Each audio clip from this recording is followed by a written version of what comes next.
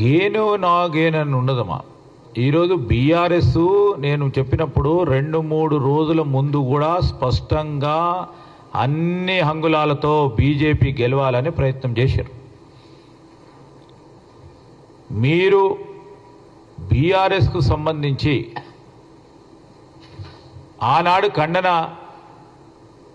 చేస్తూ మాకు బీజేపీ ఇద్దరు కలిసి మాట్లాడుతున్నారని చెప్పిన బీఆర్ఎస్ స్పష్టంగా ఎక్కడికైనా పోయి చూడండి. మేము కూడా ఛాలెంజ్ చేసిన వారు బీజేపీకి సపోర్ట్ చేస్తూ వారికి ఓటు వేయాలని క్షేత్రస్థాయిలో పనిచేస్తూ ఉన్నది ఎవరు? ఏదైనా గ్రామానికి వెళ్ళి చూస్తామని చెప్పినారు. ఛాలెంజ్ కూడా చేసినాం. ఈరోజు రెండు కలిపి ఒక ప్రయత్నం చేశారు. నేనంటే ఉన్నా పాపం రవీందర్ సింగ్ నేను బీఆర్ఎస్ నుంచి నేను నిలబెడుతున్నా.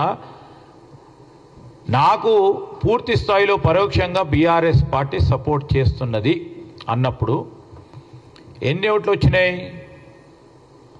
వారి బలం అంతేనా బీఆర్ఎస్ది?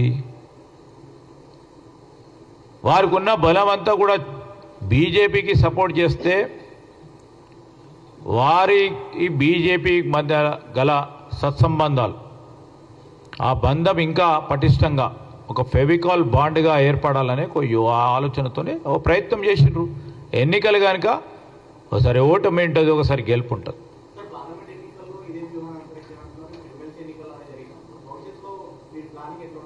డెఫినెట్లీ మేము ఇవన్నీ కూడా ఆలోచన చేస్తాం. ఇప్పటికైనా కాంగ్రెస్ పార్టీ ఒక సిద్ధాంతం, సెక్యులర్ సిద్ధాంతంపై నడిచే పార్టీ.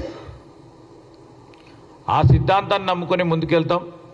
ఒక పక్షాన ప్రభుత్వం చేస్తూ ఉన్న సంక్షేమ అభివృద్ధి కార్యక్రమాలు చెప్తూ పార్టీ పరంగా రాబోయే కాలంలో సంస్థాగతంగా కూడా బలపడటానికి అనేక చర్యలు తీసుకుంటాం, ముందుకు తీసుకెళ్తాం. ఎక్కడైతే చిన్న లోపాలు ఉన్నాయో ఆ లోపాలను కూడా సవరణ చేసుకుంటాం.